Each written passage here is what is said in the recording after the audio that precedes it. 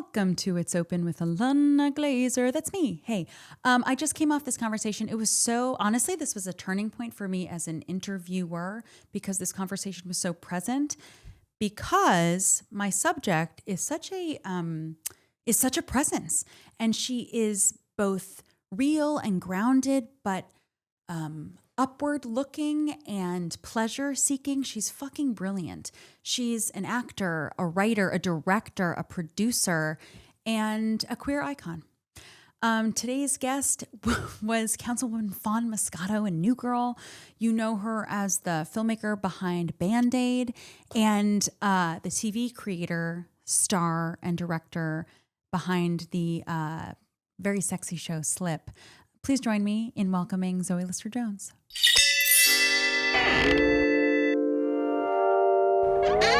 Hi, Zoe Lister Jones. Hi. Where does Jones come from? My dad. Jewish Jones?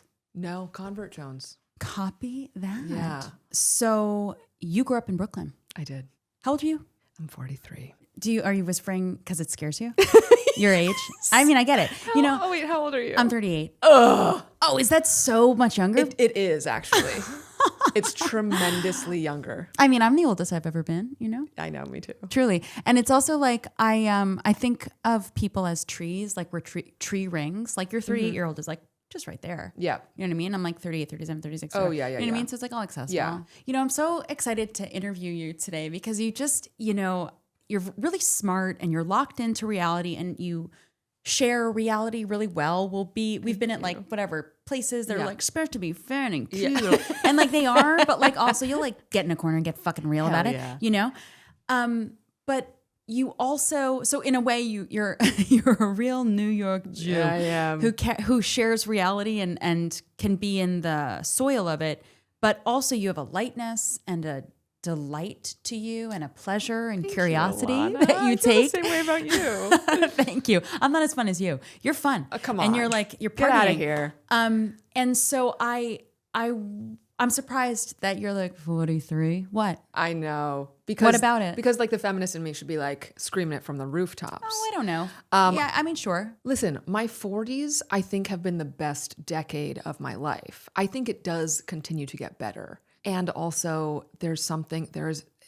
talk about internalization of like oppressive forces. Yeah. I think it's just like internalized misogyny that I don't want to get older as a woman, that I'm hanging on to that youth for dear fucking life. You're like the feminist in me should be screaming it from the rooftops. I thought, oh, this is a woman thing.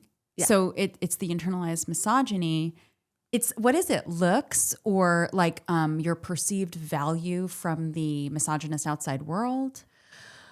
Probably, yes. I mean, I think looks are tied into the perceived value from the outside misogynist world, right? What do you do for looks, honestly? I like did Botox 5 or 6 times. I kind of gave it up and I'm like, I don't know. I'm raw dogging Spacetime right now. I'm just moving through fucking Spacetime. I'm like, we'll see what she looked like. You know what I mean? I know. I wore it as a badge of honor that I had not received Botox. That's not what you do. Well, like almost in our culture, like you do receive you it like at a certain like age. Submit. Yeah. And then this year I tried it for the first time. Cool. And I dig it. I don't know. And I dig it, and I'm still kind of figuring out where it stands in my like soul. Sure. You know? And also it's like we're full of contradiction. You know? And I'm like, my algorithm is a lot of It's a lot of like punishing. My algorithm is like, you better be tapping every area, tapping, slapping, massaging with your fist. Oh my God, the lymphatic. And this is when we're swinging the arms. Oh, and we're swinging. And we're shaking it my out. Arms. Yep. We got to depuff. We got to snatch. We got to do the braids that Annie Hathaway's doing. What are those? Oh, well, everyone's talking about how snatched she looks all the time. Absolutely incredible. Unbelievable. Like porcelain shucking. Unbelievable. Yes. De-aging. I mean, the women that we're looking at are de-aging. Correct. And she's now revealed that she's got tiny braids on the side of her head and they're just yanking them literal back. hair braids. Literal hair braids. I thought this was like a threads facial type of thing. No, literal braids. This is just like, thank you, Annie. Thank you, Annie. Thank you, Annie. This episode brought to you by Anne Hathaway's braids. I was thinking about Anne Hathaway just yesterday. Do you remember the hairpin trick on her lips. Before a photo shoot, she just like prods her lips a little bit to plump them up. No. I like her. Icon. She's a fucking icon. And she shares it. Yes, I agree. Yeah, I agree. so that we can all be as beautiful. That is so funny. Okay, I love it. It's like a little wig tape shit. We're talking Cher, we're talking Gaga. Okay, I'm loving it. Okay, do you do like laser facials? Yeah. I haven't done it yet. I've just tried it. Oh, you know what I did that was, honestly, talk about internalized misogyny. Psycho. Morpheus.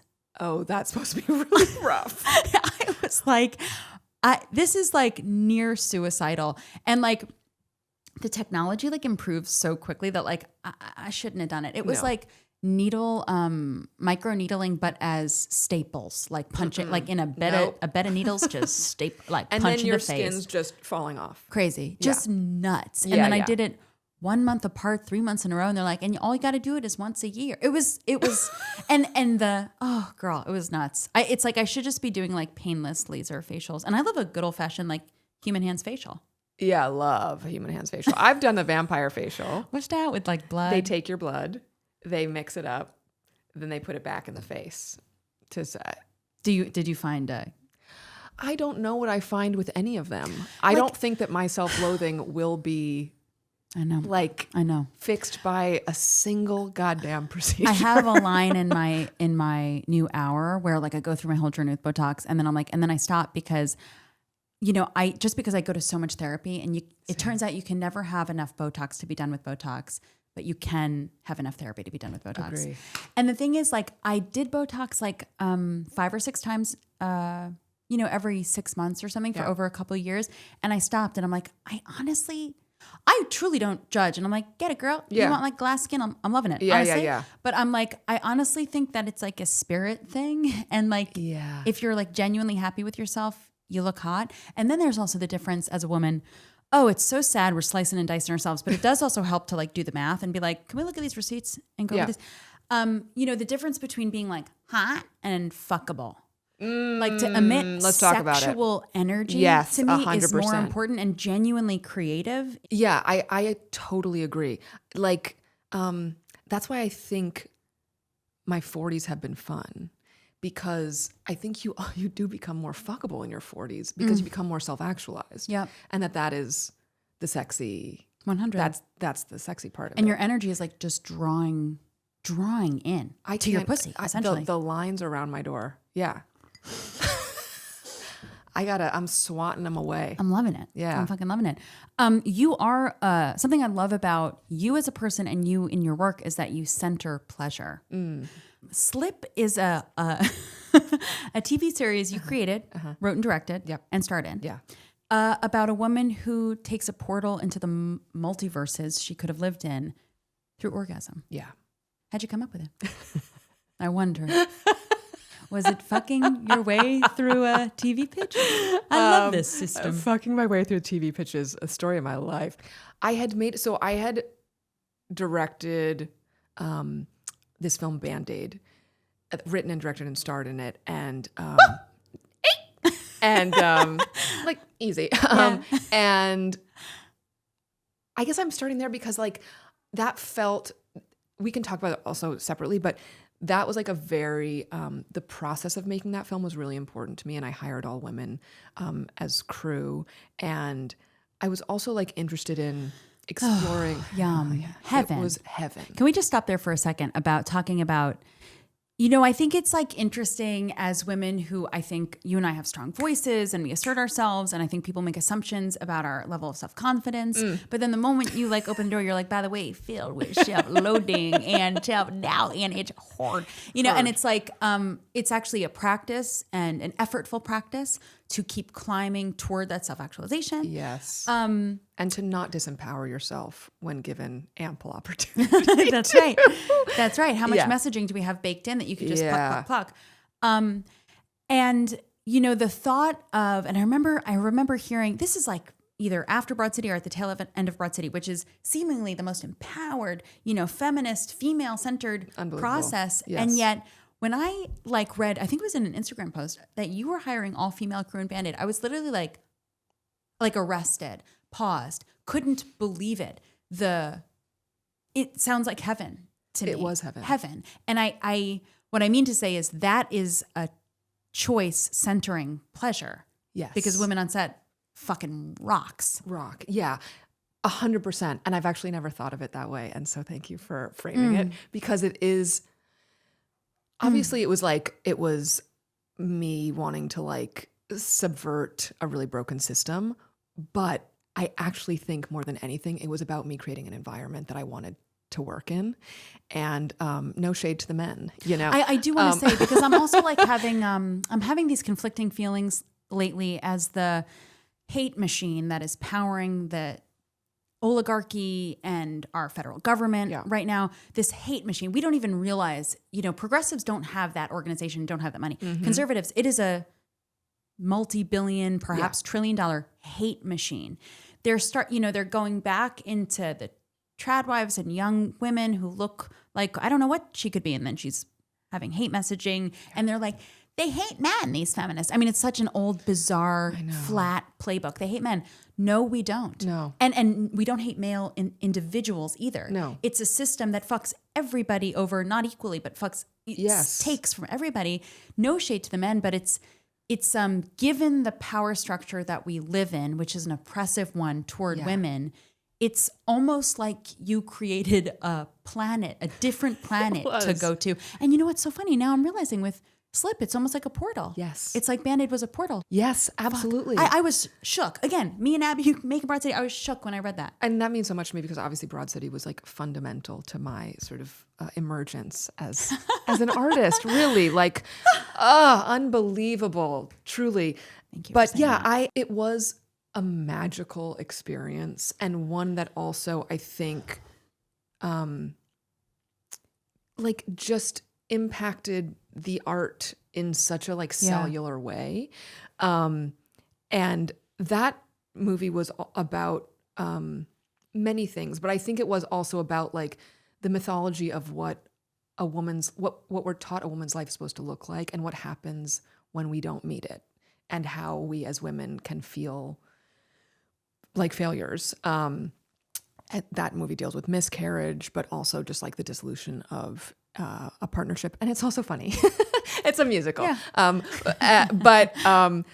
But I think that like the next step, I made a couple movies in between, but Slip was living in me during that process and after, because to me, it felt like the next step in terms of like feminist filmmaking was to put female sexual pleasure at the forefront, at the forefront. And it felt really radical for me to do that. And so it was also just like really fun because I think it delves into female fantasy and sexual fantasy in a way that I live in that place. I do be fantasizing a lot. And so like where our fantasies take us when we, have casual sex, like the future tripping that one can fall prey to of like, and then this is what our lives look like. I know, it's like we're like good at sex, but we're like really the best writers in our minds. And we can just like write chapters. Yeah, it's amazing. And the projection of like who that person is in our mind and in our story. Instead of like actually focusing inward on like who we are in that moment. Yes. Yes. And like how that person can fit into like a fantasy that kind of isn't written by us. You know what I mean? Yes. And also like I think sometimes we think as women, or perhaps like as reflective women going through our own feminist journey, we think, oh, I've put so much on this other person, this other partner, and put so much weight on them instead of myself. But it's actually like you're also using that person as a figment of your imagination and dehumanizing them. 100%. And they're like a caricature just serving, it is self-actualization. And there is a sense of either using each other or working with each other to figure out who one is, whether you're like really in a committed partnership or casually having sex. Yeah. That is, it's this outward versus inward looking, I guess. Yeah. And like, that's when the bottom falls out, is when your projection no longer holds, when you're like, oh, you're not the person that I created. Yeah. In that way that does feel kind of like using someone or Totally. That's not right. seeing someone or not wanting to see someone. And it's kind of a relief when the bottom falls out because you're not holding it up like the whatever ancient sculpture is that I don't know enough to reference. Forget it. Google it. I don't know. You know, and it's like kind of a relief when you're forced, I think, to sit with yourself. Yeah. Yeah. You're like, who am I now?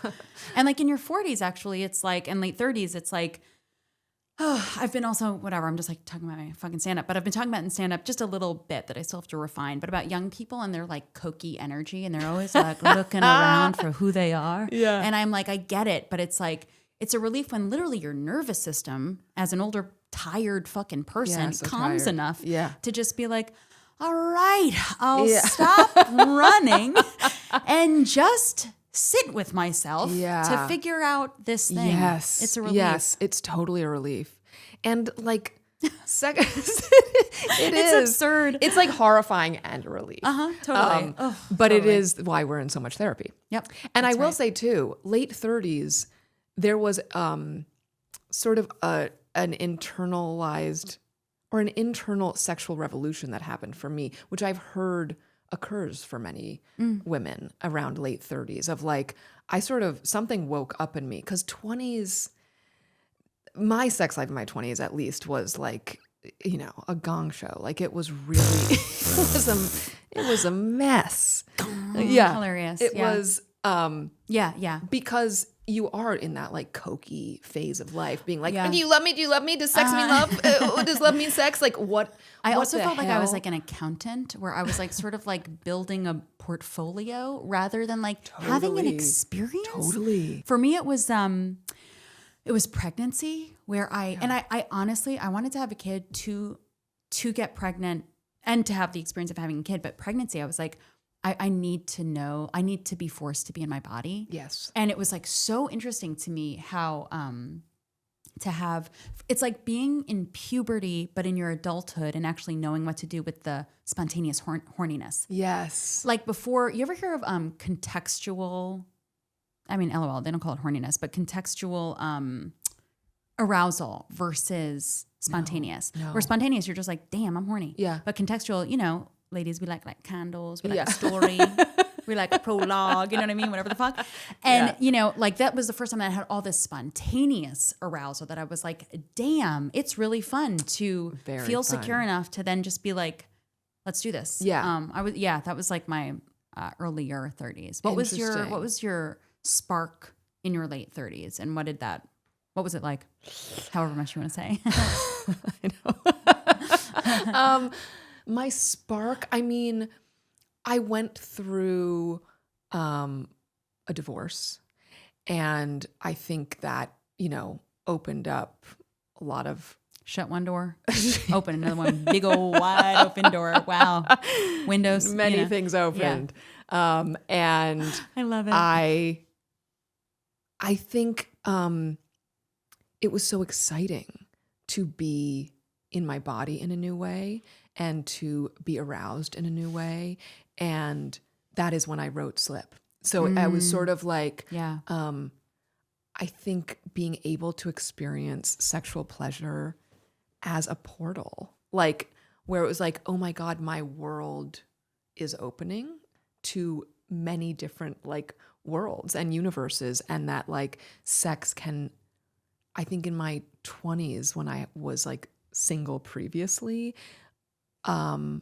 sex was more constricting as a feeling rather than expansive. Totally. And so to experience it as expansive and like world building and was just so like, revolutionary for me. And I wanted to write about it. And I think in all like, I was also interested in, because I shot Slip when I was 40. And because I'm also the star of it, it's a very sexually explicit show. And I think there was something... And you're directing it. And directing it. And that combo was really interesting in terms of the male versus female gaze and what I wanted sex to look like. Can I ask a couple things? Yes. What was the like, what did the crew look like? It wasn't all women. It wasn't all women. And I also remember, Zoe, a video of you talking about and like clips of in the whatever press piece it was that you were like directing nude. Yeah. That's a fucking power move. Fuck them. That's a power move. Yeah, I mean, I was robed, but I had to be directing nude if I was Hysterical. because my scene partners, I would be giving them directions sort of like within the scene where I was nude. But like in terms of I don't know what women being just so, you know, honestly, like how do I say it? So violently policed and oppressed. Yeah. It's like there's no, How do we say that? Just like how do we just say like that? You know, it's like there is no reverse racism. There is no reverse Right. sexism.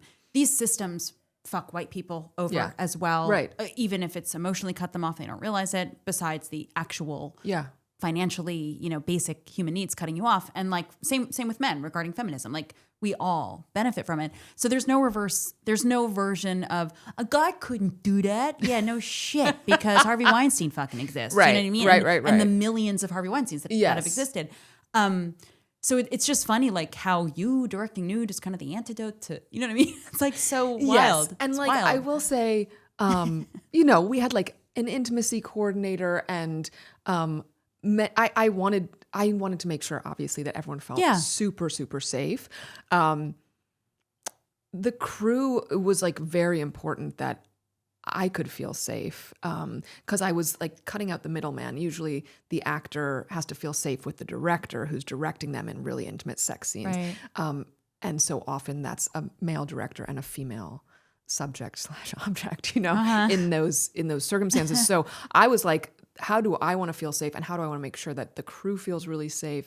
And it was fascinating. I will say post was almost more fascinating, like post-production, because you know, I'm Meaning like the editing, and you're sitting in the edit and working with editors.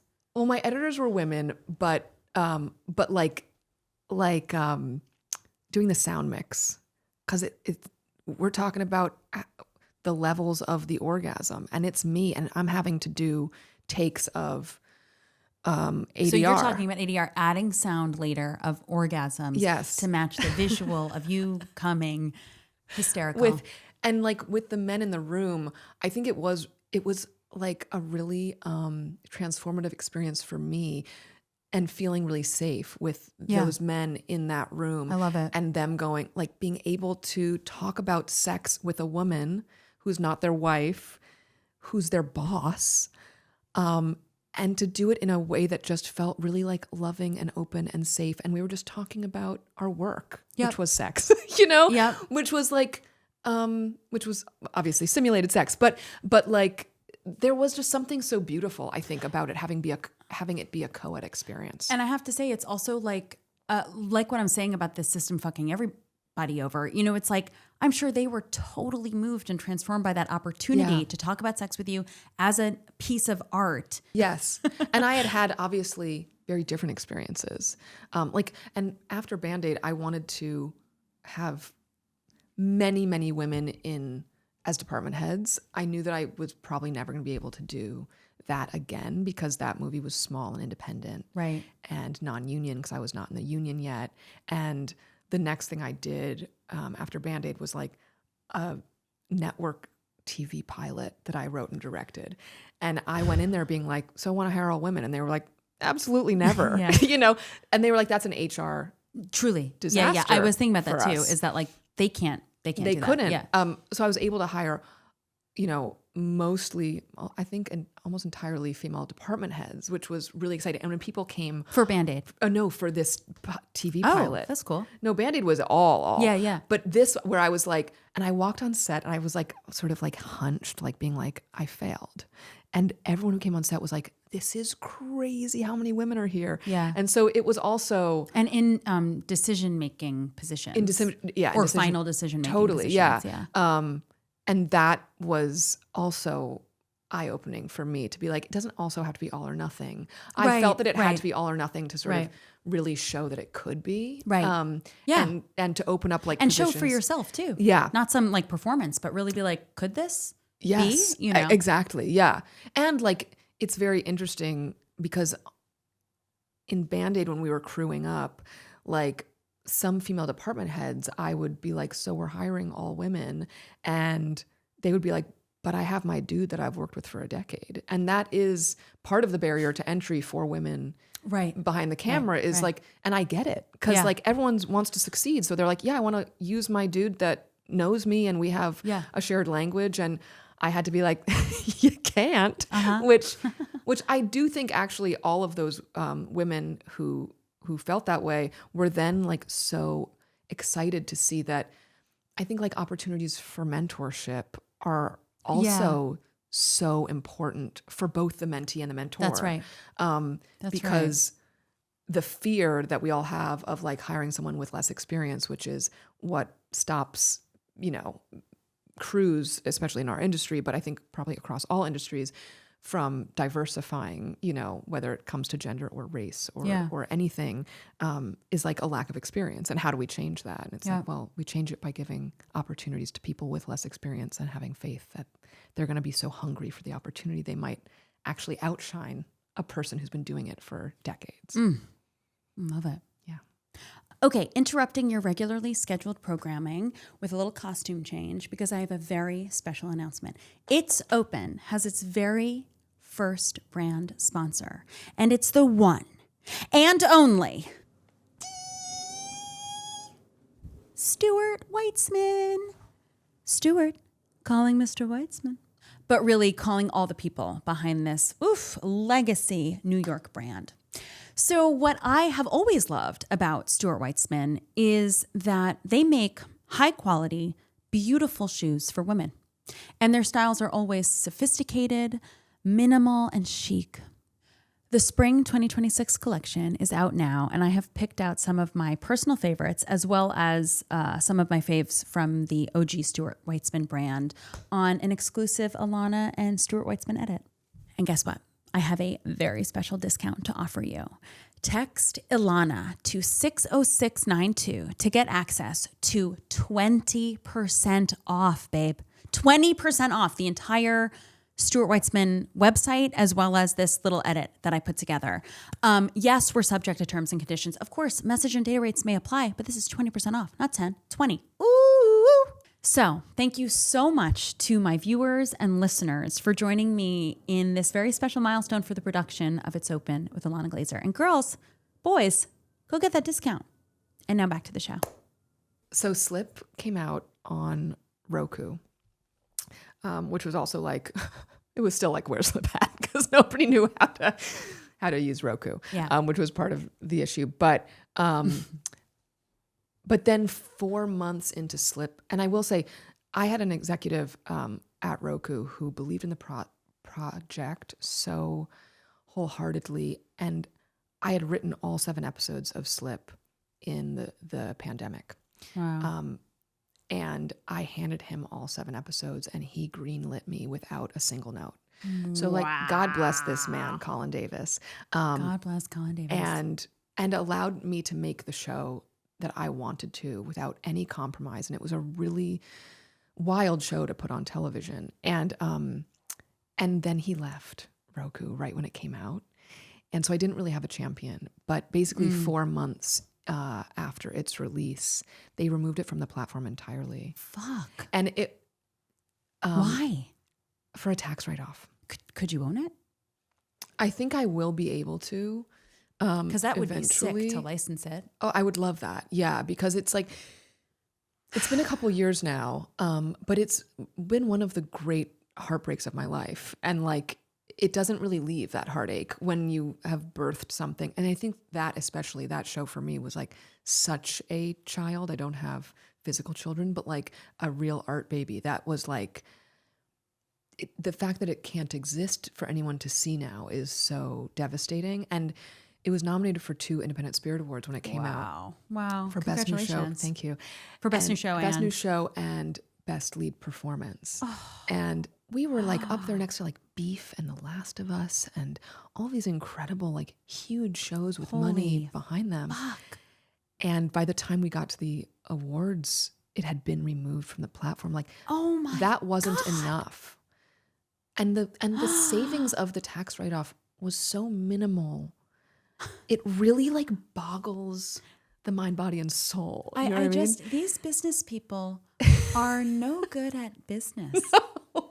I mean, to watch like the whole HBO, like, I can't. and I through know. the, and then now it's like,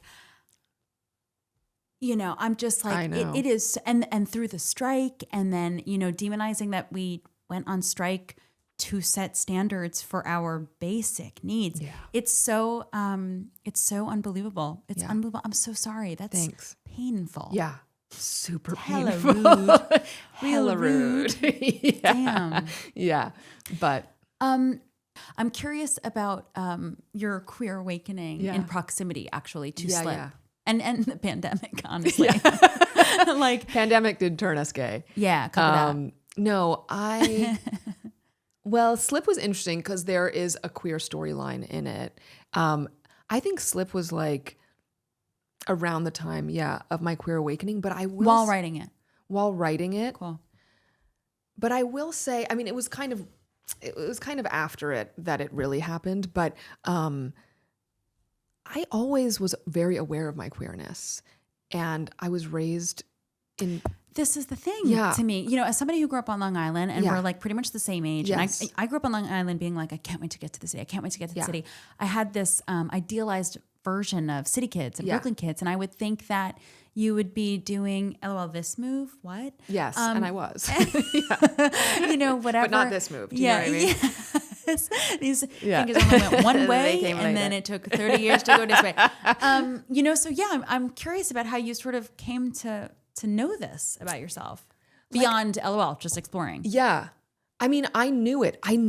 And my like synagogue LOL was like very queer. My mom's friends were all like queer. My mom was an academic and was in like there was a lot of like gender theory like early on in my life. So it's nonsense that I wasn't able. It's not like, and I didn't feel that I was hiding it, but I do remember that my best friend, who's also queer now, at the time in high school, because I had all these crushes on like sort of like definitely trans masc girls, but they weren't yet trans masc, but like very masc presenting girls at the time, and boys kind of equally. Like I wasn't like the boys were crushes in order to like cover up the girl crushes. Yeah. I was just like living in a world of fantasy, not acting on any sexual impulses regardless of gender. So I was like really shy and felt very invisible. I shaved my head. So I was presenting super queer. I shaved my head at 11. Yes. Are you an only child? Yes. Wow. Oh my gosh. Yeah. She said, bzzz. But by the way, my mom took me to like a Japanese hair artist who used like a tiny pair of scissors and did like the most meticulous shave, but it was not a shave. Oh with my like God. baby bangs. Remember like 90s baby bangs? Like Holy it was shit. See, this is some shit that I was just like, so that yes. you know, going through a Dealey's magazine, just fantasizing about you getting a Japanese head shave with scissors. Out in Suffolk County, deep Suffolk. Okay. Yeah. Holy shit. Baby bangs? Baby Dead. bangs. I was like dressing in like a lot of Wow. like men's leisure wear. Like I was being misgendered a lot. And so it was, I think there was a part of me that was like exploring something, but I couldn't put a name to it. And when my friend in high school was like, maybe you're gay, because I was like crushing on this girl named Hot Liz, obviously given name. Oh, and yeah, she's super hot. and she's like, maybe you're gay. And I remember just feeling so offended. Wait, so what do you mean? You were like, she's so cool, right? Or were you like, No, I think I was she's like, hot? I was like, I love her. Like I thought she was hot. Which is why it's so crazy to be like, you're gay, and me being like, what? Yeah, like, you know, like on Long Island, everybody was like using slurs, homophobic slurs. So I would like I remember like when we were all like changing together, and I was like, he, you know, and I was like attracted to girls. And I was attracted, I guess, more to just like girls I could never be. Yes. Standard femme girls and boys. But like it being so far away, it being not even a conversation. Yeah. And it was just constant F slur, that's so gay, you're so gay. And I remember like calling people out, with my own slurs, being like, well, you're this, Tyler, to defend all my gay friends. But, it was so far. Yeah. So what a funny thing that you're like, it's right there. It's right there. But the same systems were controlling both of us at the same time. Yeah, it didn't matter. And I was hearing the slurs too, even though I was in Brooklyn. I mean, obviously there were it was crazy. I went to high school. School? Deep Brooklyn high school. And there, South? like Ditmas Park, Coney Island. Yeah. Yeah. Is that south? Yeah. Okay. Yeah. So really you grew up in Park Slope, but you were going south. I was going. Coney Island. You can't get more south. Yeah, than that's that. it. But not like Sheepshead Bay or Bensonhurst. No, but a lot of like Sheepshead Bay and Bensonhurst kids in my school. Yeah, copy that. So it was Long Island coded. Do you know what I mean? And so there was a lot of homophobia there too. But I walked in freshman year with a shaved head and was immediately like recruited by the LGBTQ club. And I was like, no. Yeah. I could not join that club. So it was wild. And then I was married to a cis man for many years. And even in our times of like opening our relationship, it never occurred to me. It like literally never occurred to me. It wasn't even like something that I felt that I was actively repressing. I was just going for dudes. And I just heard the phrase LLL, late in life lesbian. I love that. Isn't that great? There's so many of us. I know. Yeah. It's like really sweet. You know what I mean? And I find it just makes the community of women stronger and more connected. Yeah. You know what I mean? Totally. That's cool. And so many like, bless them, like femmes who were like really pulling straight men. You know, like the Gabby Wendys of the pulling straight men. No, totally. And the Sophia Bushes. 100. I know. I think gorgeous, they're just doing so much. They're it's doing some heavy like lifting. at the end of the runway, and they're just like they flip the hair and then they walk the other way, and they're like bye bye. Yeah. You know, it's stunning. Yeah. So so you're just feeling it now. You're just fucking in it. I'm in it. You and your partner, you're so cutie. Thanks. Little cutie queer juice. I'm loving it. I'm living for it. And I live for we into it. shtetl. Yeah. Shtetl. I'm loving it. Shtetl. Probably, like related in some way, deep in the ancestry. Yeah. But, we love it. That's part of the attraction. Yep. Probably. Yep. No, it's so great. I mean, the journey, the queer journey is harrowing. You know, it is. We're lying, witch, and wardrobing. Like, you don't know. The adventures are endless. And the first queer heartbreak is horrific. I think it's worse than straight heartbreak. And maybe for the LLLs, even worse. But I think it is worse than straight heartbreak. Because the emotional complexity is different. And the proximity in gender, where there's like a bit you can write off in... Or like the distance is already built in opposite sex relationships. Yeah. I don't know. Yeah. Yeah. I know. That resonates with me. Yeah. It's interesting. And yeah. Now my partner is a trans man, so I don't know if I'm going back in the closet or sort of where I'm standing. Yeah, we're just sort of, now it's just a spinning at the end of the runway. Yeah, it's kind of a death drop and get up and spin. You know what I mean? It's great. Yeah. It's a full color wheel. It is. Yeah. You know? It's a spectrum. Yeah. Yeah. I think about Gen Z women and I'm like, I want to tell them so many things or something. Like, do you interface with Gen Z women? Yes. Yeah. Totally. In like through work?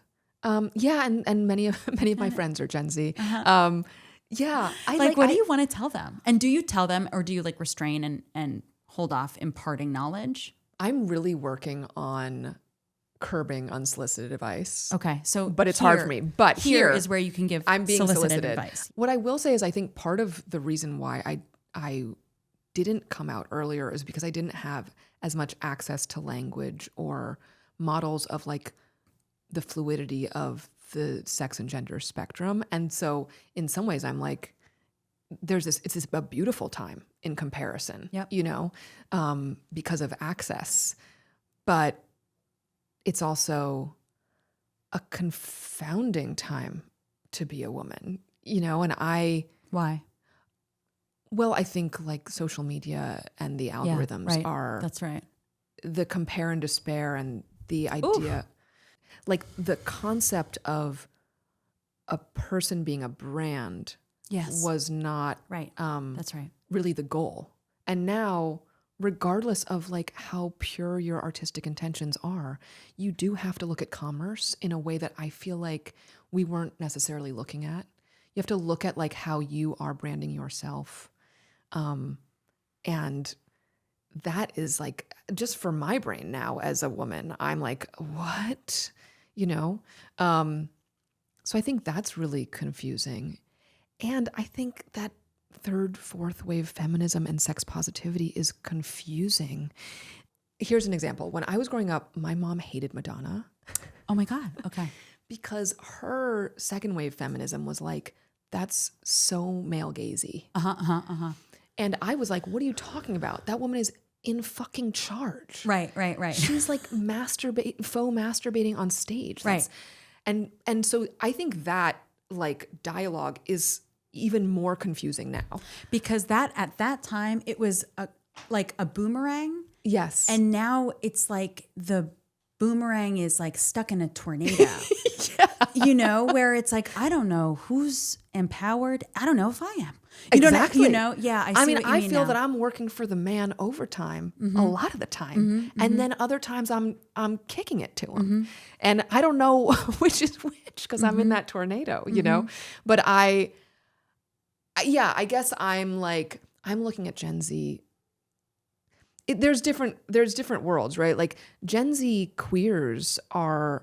I'm looking up to them. 100. I'm like, teach me, 100. Brothers. Like I want to know the fountain that you're drinking from. Yes. Gen Z also, the way that they have this early exposure to language about race and gender and sexuality makes them so much fucking less awkward than millennials. Yes. We are like, David, have you ever considered the identity? It's like so embarrassing. Yeah. How late we came to understanding this stuff. That's true. No, totally. I'm looking up to you, my brothers. They are hip to it all in a way that is like just like organic, organic, like you're saying. And I guess I'm speaking to my Gen Z sort of like straight girls who are getting like baby Botox in their 20s or doing like baby GLP-1s, you know, microdosing. And that's where I'm like, oh God, no. I don't want to shame you, but I also want to encourage you to like not fall prey. I also genuinely want to warn you that we don't know what it leads to. I know. People's faces gonna fall apart. They falling off the bone. It's meat falling off the bone. We don't know. Yeah. We don't know what the heck. Yeah. And also, just saying. I truly. I don't care what people do with their own bodies. Yeah. Don't tell me what to do with my fucking body. But I do want to say a little plumpness helps. Yes. Genuinely, you fall. And it helps you when you age. That's what I'm talking about. People used to, yes. They're doing the opposite choose your ass of what you want to do. That's right. I'm like, you're I don't have a fucking analogy right now, but I'm like, you're yeah. You're going to want that. You're going to want that. You're going to want that. Yeah. Yeah. You know, like you're such a productive, generative person, as a person into flesh, as a person, you know, who's creating projects and putting them out and output. What do you do? How do you deal with pause and rest? What containers do you create for reflection? Whew, that's a beautiful question. I have the same for you. Okay. I'm not great at rest historically. And I think that I place a lot of my value in productivity. Yeah. Capitalism. And that is capitalism. And so I am working on that. And I'm working on just trying to do nothing for bits of time. But it's really fucking hard. Yeah. It's really hard. And like, I'm really bad at meditating. I'm telling you all the things I'm not doing. I'm really bad at meditating. I'm digging it. I'm trying to do a gratitude practice, which is not necessarily like rest, but it is something that I think takes you off the capitalist hamster wheel. Because you're kind of going like, I have what I want. Yep. I don't need to be fighting so hard to get somewhere else. That's right. All the time. That's exactly right. Ooh, amen. Which is hard.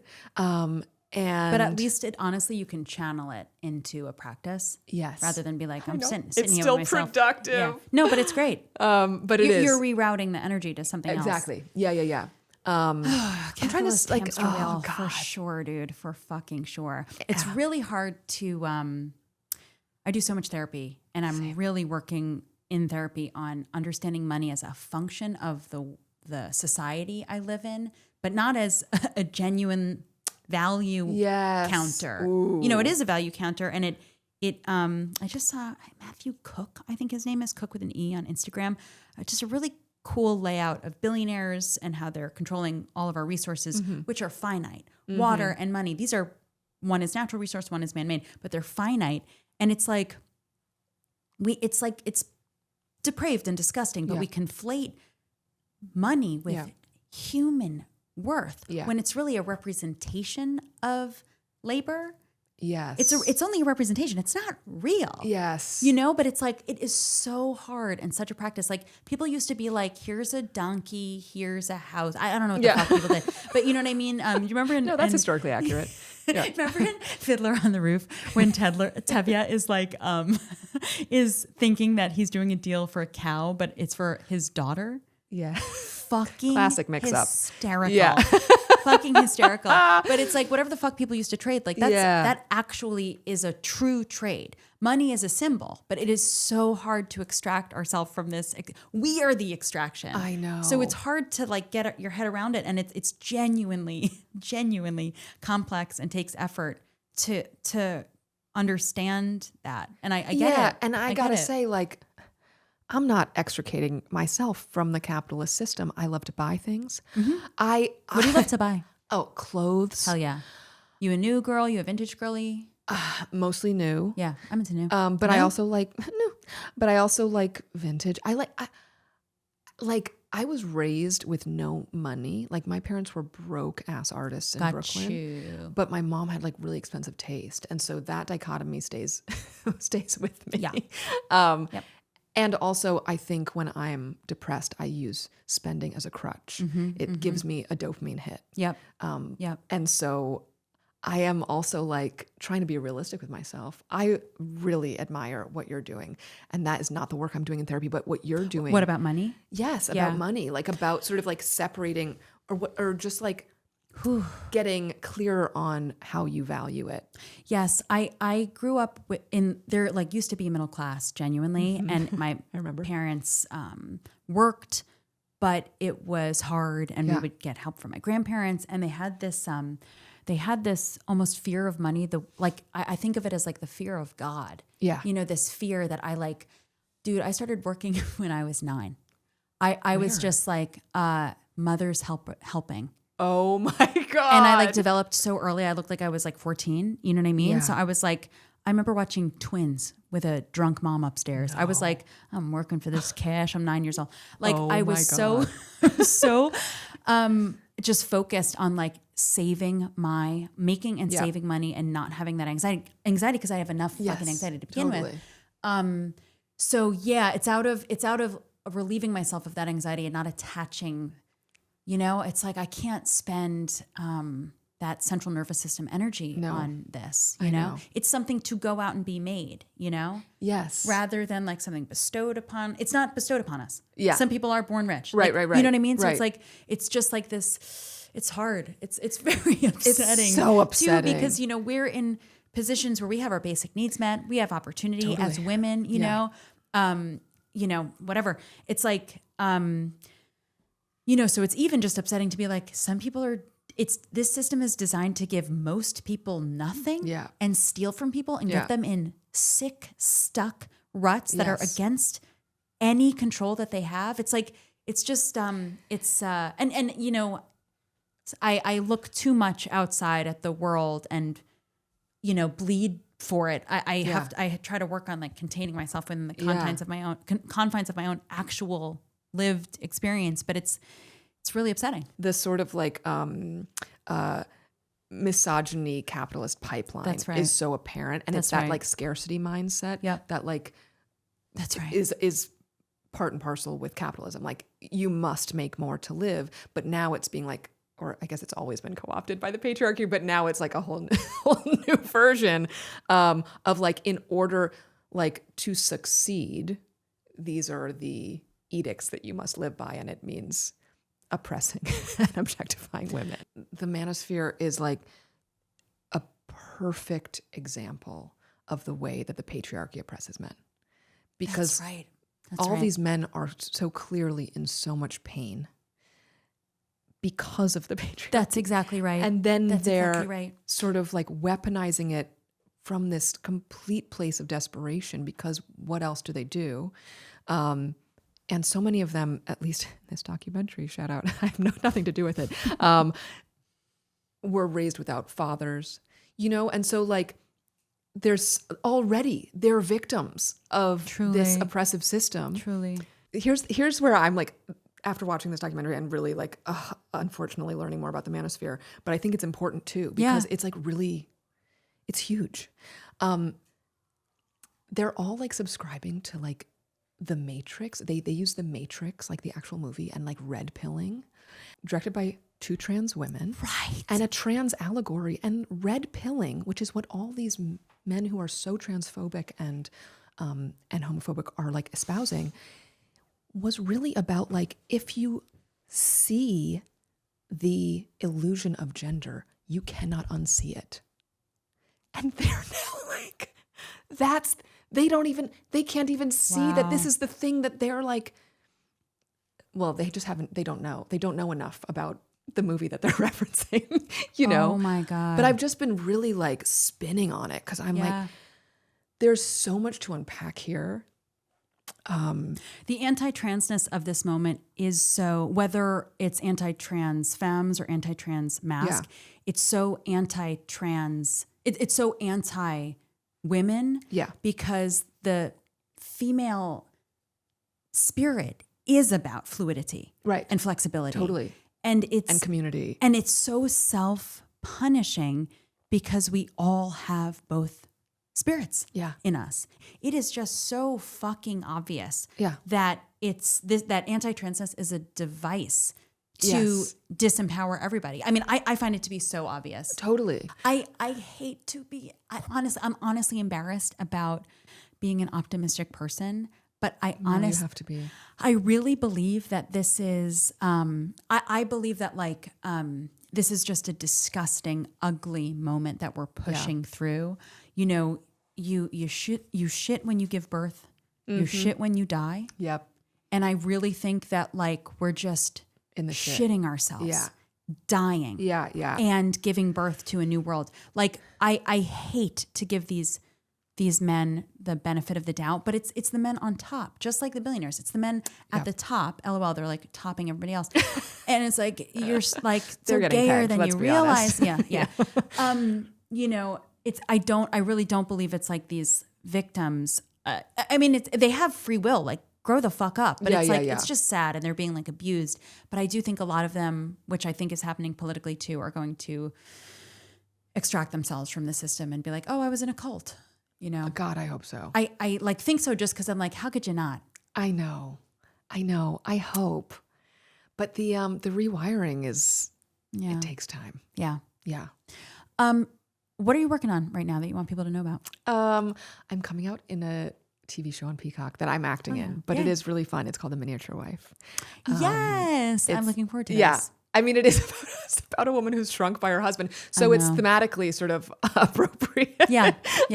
Great. But it's really fun. And it's also fun to just act for me, because it's like nice to take off the other hats. Yeah, nice. And then I'm like developing some things that I'm really excited about. I'm making a movie with Carol Burnett, which is... Oh my God. A dream. That's incredible.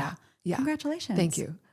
So that's been like, that's in this really dark time, there are these moments of just absolute brightness, especially someone like her who's like 92. Holy and shit. Has lived through. I like to talk to people who have lived through so much to be like, are we going to be good? You know? Yeah. And what does she say? Oh, well, she's so optimistic and so great. Good. Just as a human being. But I mean, talk about like a woman in comedy at a time where like, whoo, brother. But she changed the game. Yeah. That's amazing, Zoe. Yeah. Congratulations. Thanks. What's one thing you're going to do for your pleasure this weekend? Yeah, that's better. That is really good. And I do think that, in these moments, like pleasure seeking is a revolutionary act. Yep. Agreed. And I have not been prioritizing pleasure. So this is a really important. It's time to swing it back. It's not end of the runway. Bring it on back. Hair flip it. Yep. What am I going to do this weekend? Okay. I'm going to, listen, I'm going to try and find a dance party. Fuck yeah, that's what I'm talking about. Zoe Lister Jones. I think that's what we got to do. Yeah. You're in New York? I'm in LA. In LA, you're going to find a dance I'm party. Find a dance party in LA. Yeah. Yeah. Okay, rock on. Thank you so much for coming in today. This was so fun. It's so fun. This has been a Star Picks production, okay? And I want to thank my creative producers, David Rooklin, Annika Carlson, Madeline Kim, Kelsie Kiley, Glennis Meagher.